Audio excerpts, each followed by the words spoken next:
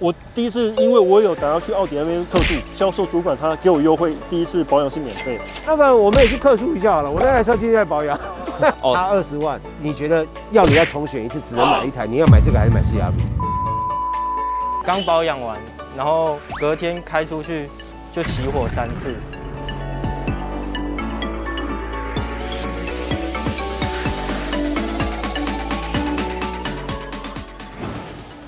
今天还是一样下雨啊，跟了我工作就是要接受这种日常习惯。我们今天一样做长期追踪的单元，好，那一样欢迎大家踊跃报名。那包含了零配件，包含了业代啊，都可以报名。报名的网址在我们荧幕的下方。这一群鸽子啊，应该是来养的，然后集体失踪是吧？鸽子不是都一群的吗？然后有人挥旗是这样的，这不知道是谁的。我你看，来了！哎呦，好壮观了！好，我们介绍车主，你贵姓啊？我姓潘，潘先哈，这个几年的这是21年的，21年的，因为你小朋友在车上，所以对。你这个是哪个等级？这是基本版的而已，它就是189那一个基本的。你当初看这个车还有看别的车吗？其实当初我一开始想买 NX 大改款的 NX，那时候我是在去年21年的11月份买的。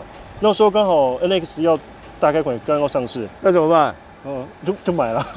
你这个也不便宜吧？这多少钱？那时候空车是189，再加选配一个环景191.4。啊，你买多少？我买下来是买181。这年份。但是因为它毕竟是6月份出厂的，后来那时候刚好是11月份年底，它有可能想要出新，所以它价格才有比较低一点，少10万。对。哎，后悔吗？其实不会，因为其实小时候梦想，我的梦想是要买 BMW。在很小的时候，我的梦想，因为我父母亲都是开 BMW 的，奥迪当初其实没有在我的口袋名单，你也没接触过这个牌，完全没有，完全没有，我完全没有想过说我人生这是我人生第一台的新车，以前我就是开家里的车，或者是去买二手车，就这样啊。我看你小孩在车上是不是？对，目前在看那个 Super Juju。OK， 那你现在买这台车一年多了嘛？对，刚好一年，差不多1年快1个月了，对。有没有什么优点？我们先讲优点。优点，我觉得这台车第一，它外形很好看。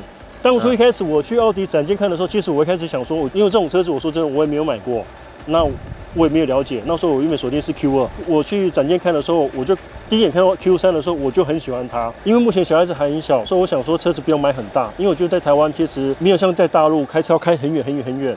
所以我觉得一般的代步车，我觉得 Q2应该就很好了。对，那时候一开始我锁定 Q2的时候，是因为我发现它的后座空间很小，还有就是它的后车厢，因为小朋友有时候出门的时候他要推车，我发现放上推车之后呢，其实没有空间了。对，试乘之后我发现我对奥迪这台车，我觉得它真的不错，还有它的整个加速性，还有它整个那种开车的质感，我觉得挺棒的。对，所以那时候我对 Q 我觉得有很高的评价。但是后来我看到 Q3的时候，我被它外形跟它的内装，我觉得很漂亮，很好看。我那时候有考虑要上 Q5，但是我发现 Q5的它毕竟是上一代的车型了。现在有新的啦。对，但是我发现它内装是没有变的，它外观我喜欢，但是它的内装毕竟还是上一代的。你是在哪一家买的？我是在桃园中立的那个奥迪那边买的。OK， 对，好，那优点除了这些还有什么？还有就是因为这台车它配备的是跑车式方向盘，它的打左边跟右边都只要1圈。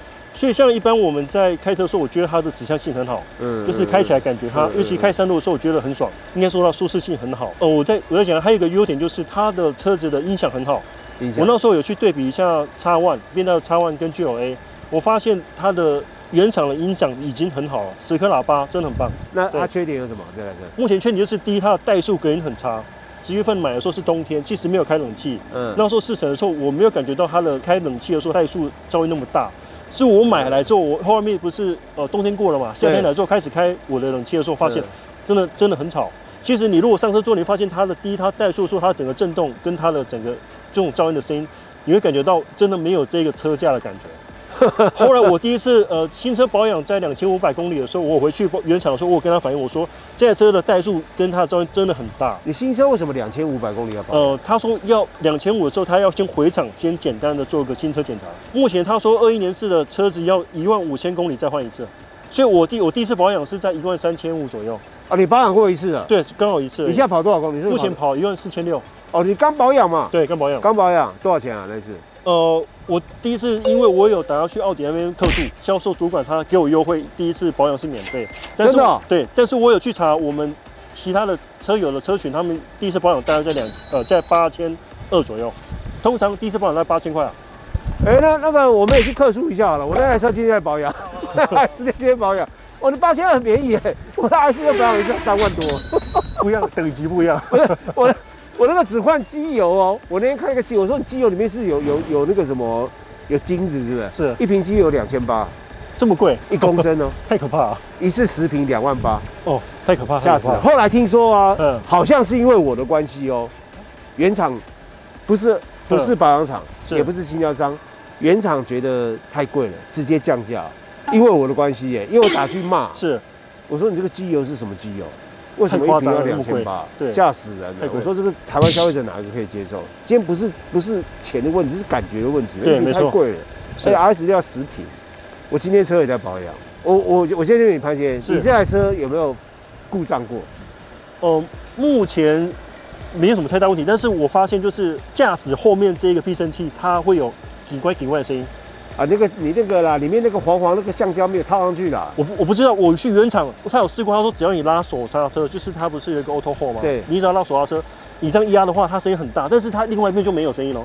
对，所以你那个衬套，那个黄的衬套没有套上去。我那时候交车也是这样子。是吗？4个轮都没套上去，结果我开车，我们地下室不是有那个减速板吗？对，你过减速板就拐。对。然后我就奇怪了。为什么新车组装品质这么烂？对，我就回原厂，就原厂车一钉起来啊，出厂的时候没装，但是他跟我讲这是正常的，没有，他后来帮我套上去了，4个都套上去之后就没声音了，所以代表那一批在原厂德国原厂那一批生产的奥迪可能都没装。而且我问过，因为我加入 Q3的那个车友群，其实他们也有大部分应该我听到至少有10几个反映说，他一样他发现这避震器就是会叽怪的声音。以前新车的时候，他说甚至在刚交车就有声音了。潘先生，我再问你一个问题啊，你觉得原厂的业代和保养厂的服务好不好？其实我说真的，我觉得，因为我以前开家野车，说真的，一般我们都有可能有点年份的车子，有可能我没有经常会去原厂。但是我之前我开Toyota的时候，我发现Toyota的服务其实跟奥迪来讲，我觉得最大的区别是你如果在Toyota那边你保养的话，就是你预约好之后呢，其实正常就是时间到就去就好。奥迪你只要预约好之后，他会有人打过来跟你讲说，先生你好，你什么时候要来保养？对，那你是一个人吗？就是说，我觉得这部分的确跟一般的国产品牌来讲，它有好一点的品质。那相对你说到那边之后的整个服务，我觉得都差不多，其实我觉得没有说那感觉到特别好。那我跟你讲我的感觉好不好？好，我有一台奥迪，我是2021年4月买的。对，我就在交车的时候，业代跟我讲说，麻烦你等一下那个客服要跟他讲5颗星。对，对不对？这个也有。对，从此之后没有跟我联络过，差不多。从来没有。对，我第一次碰到车长，他基本上奥迪现在我觉得要学特斯拉了，是因为特斯拉业代也不会跟你联络的。我想说，一般来讲，你新车买完，一般1年内有可能还要追踪一下，其实都没有，也都没有任何消息。甚至可是宾士都会呢。而且我那时候问他说，这台车它原厂有10颗喇叭，你跟我讲说这10颗喇叭的位置在哪里？其实有时候问他问题，有时候他有可能就断了，他就没有联系。那时候是我在我的群友里面抱怨哦。是我的群友里面的车主，他也是认识这个业代，他直接跟他讲说，你的那个车主在 complain 你咯，他才又跟我联系。就是有时候我跟他 complain 一些事情，但是他会跟我讲说，这一切都还是要回去原厂，你要去跟技师讲。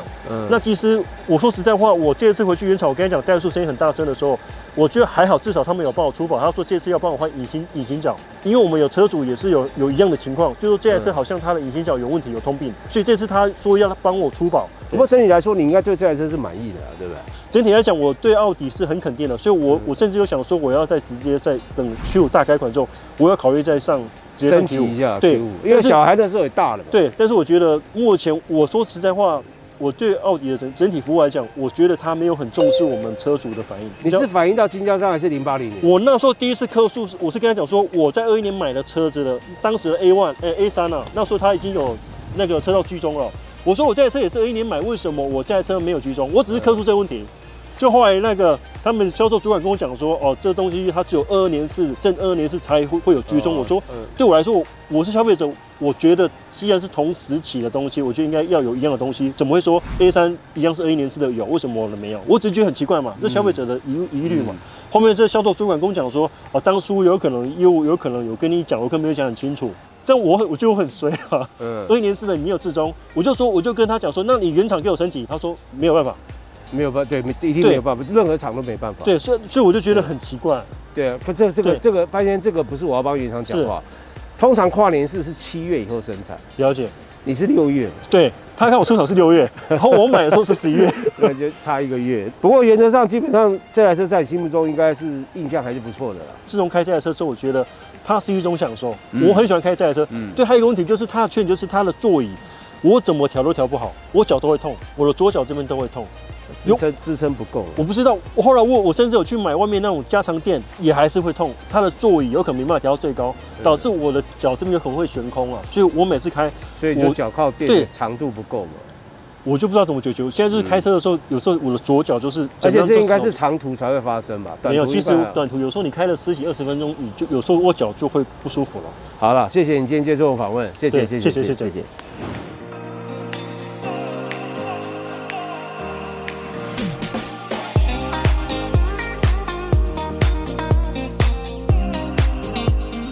好，第二台是改款后的 HRV 哈，白色的，哇，那个白色涨价了。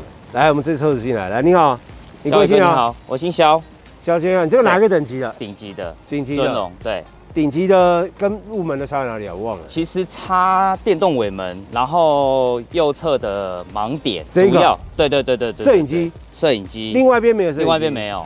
它有辅助驾驶 Level 2，对不对？对，有 Level 2吧？对。这台车几年的？这个才刚签，大概2个月。才刚签2个月，跑多少公里啊？快2000，快2000。对，那你的心得有什么？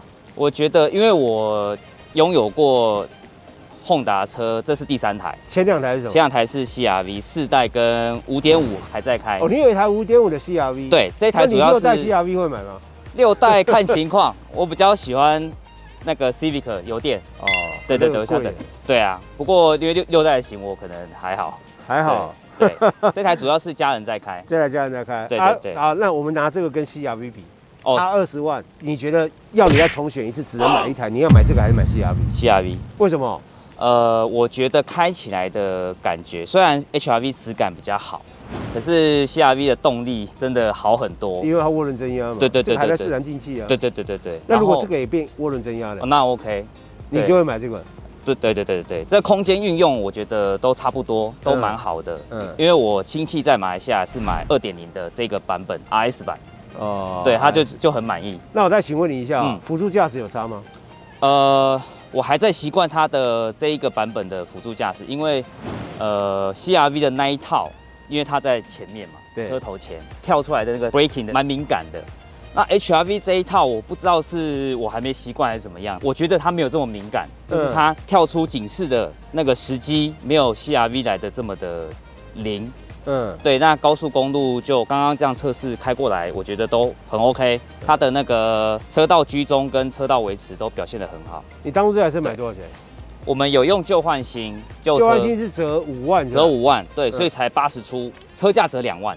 车价折2万，因为新车很新。那你买这个车有选配它原厂件吗？选配了前后雷达啊？现在雷达还要选啊？哦，只有本田还要选前后雷达这种事情的。现在车哪有没有前后雷达还要选的？应该其他就没有了，就业务有送隔热纸而已。隔热纸，它折价很少。很少。对，然后本来定的时候是要等到明年的3月，因为它产线停了，对，所以就没有要生产。那刚好有人转单。我去衔接，所以我连车都没有看啊，电话就打电话去给业务说我要订这一台，1个礼拜内交车。哦，那你算运气好。对，因为正好有人转单，对，刚好有人转单，对不对？对，刚好有人转单。好，那你对这台车基本上算满意吗？我觉得很满意，很满意。隔音很好，隔音好。对，隔音很好，然后油耗也很漂亮，油耗很漂亮。对，油耗漂亮。然后动力呢？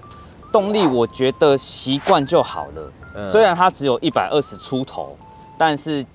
整个高速跟市区这样开起来是非常 OK 的，很符合它的这个车价啦。我没有要求它的动力，如果要动力的话，我会开 CRV。开 CRV。对，我就开 CRV 就好了。那有没有缺点？缺点，它的画质很差。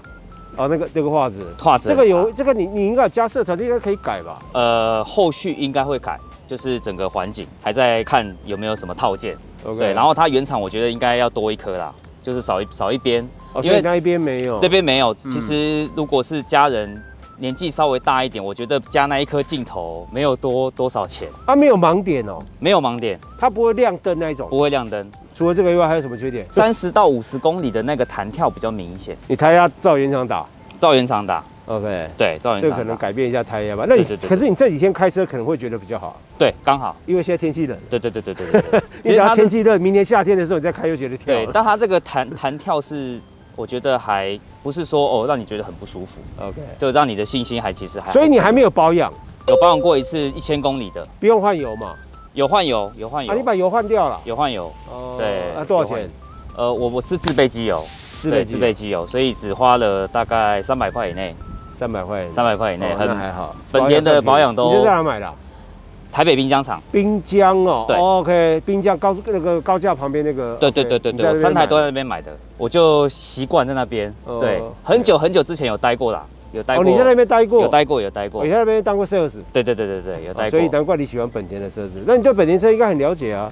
就有开过就回不去了啦。我觉得它整体的表现在台湾这个市场，我觉得都蛮不错的。OK。对，售价我觉得因人而异，开过才知道说，其实卖这个价钱其实刚好。对，这很多车真的是这样子，要开过，不能看规格表啊。对，来决定这个车的价值到底是好还是坏。不过我这3台都没有开过，就是直接电话订。因为你以前有销售过本田的车子，对，你对本田基本上它不管几代啊，对，它有一些坚持会维持。对，本田不会突然有一天变 Toyota， 对 ，Toyota 也不会突然有一天变本田的，对，对不对？啊 ，OK， 好，谢谢你今天我们，谢谢。